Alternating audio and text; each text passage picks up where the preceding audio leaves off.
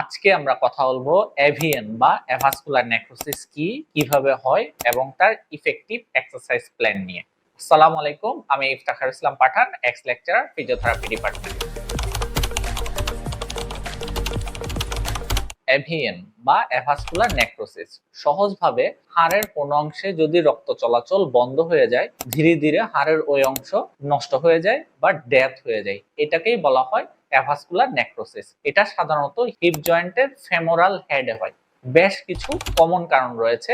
1 number, steroid জাতীয় ওষুধ দীর্ঘদিন গ্রহণ করলে এভিএন বা অ্যাভাস্কুলার নেক্রোসিস হতে পারে। 2 নাম্বার, অ্যালকোহল, দীর্ঘদিন অ্যালকোহল গ্রহণ করলে শরীরে রক্তের মাত্রা কমে আসে। 3 নাম্বার, ইনজুরি, কোনো কারণে হিপ জয়েন্টে যদি আঘাতপ্রাপ্ত হয় এবং তা আনট্রিটেড অবস্থায় থাকে, এতে করে ব্লাড সেলগুলো ড্যামেজ হয়ে যায় এবং সার্কুলেশন কমে যায়। 4 নাম্বার, ব্লাড ডিসঅর্ডার, যাদের জেনেটিক্যালি বেশ কিছু ব্লাড রিলেটেড রোগ রয়েছে তাদেরই এই কমপ্লিকেশনটা দেখা দিতে পারে।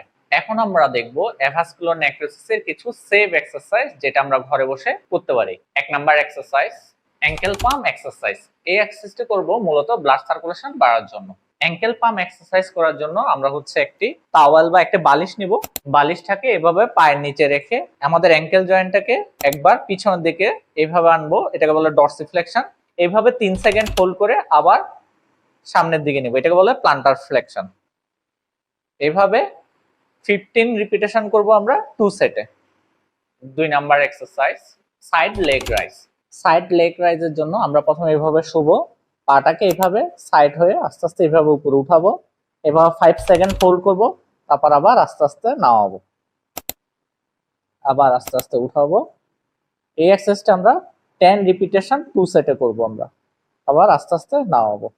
3 নাম্বার এক্সারসাইজ, কাম শেল এক্সারসাইজ। এই এক্সারসাইজটা করার জন্য আমরা এইভাবে শুবো, এভাবে শুয়ে পাটাকে এইভাবে ভাঁজ করব, হাঁটুটা এইভাবে আস্তে আস্তে উঠাবো, এইভাবে উঠিয়ে 3 সেকেন্ড পর্যন্ত হোল্ড করে আবার আস্তে আস্তে নামাবো, আবার আস্তে আস্তে উঠাবো। 15 রিপিটেশন 2 সেটে করব আমরা, আবার আস্তে আস্তে নামাবো। 4 নাম্বার এক্সারসাইজ, ব্রিজিং এক্সারসাইজ। এই এক্সারসাইজটা করার জন্য প্রথমে আমরা এইভাবে শুয়ে পড়বো, শুয়ে হাতটাকে এই পজিশনে রাখবো, পা দুটাকে এভাবে রাখবো, তারপর আস্তে আস্তে কোমরটা উপরের দিকে উঠাতে হবে, এভাবে 5 সেকেন্ড পর্যন্ত হোল্ড করে তারপর আবার আস্তে আস্তে নামাতে হবে। আবার এই এক্সারসাইজটা আমরা 10 রিপিটেশন 2 সেটে করব। এতে করে আমাদের গ্লুটস এর মাসল স্ট্রং হবে, যেটা আমাদের হিপ জয়েন্টটাকে সাপোর্ট দিবে। 5 number exercise, isometric hip abduction exercise. Isometric hip অ্যাবডাকশনের জন্য আমরা যে পায়ের এক্সারসাইজ করব সেই পাটাকে এইভাবে স্ট্রেট করে রাখবো, তারপর অপর পাটি এইভাবে ভাঁজ করে রাখবো, এইভাবে 10 সেকেন্ড পর্যন্ত হোল্ড করে রাখবো। এতে করে আমার গ্লুটিয়াস, মিডিয়াস, মিনিমাস মাসল স্ট্রং হবে, যেটা আমার হিপ জয়েন্টটাকে ধরে রাখতে সাহায্য করে। আবার এইভাবে ছেড়ে দিব, আবার 10 সেকেন্ড পর্যন্ত হোল্ড করে রাখবো। 10 রিপিটেশন 2 সেটে আমরা এক্সারসাইজটা কমপ্লিট করব।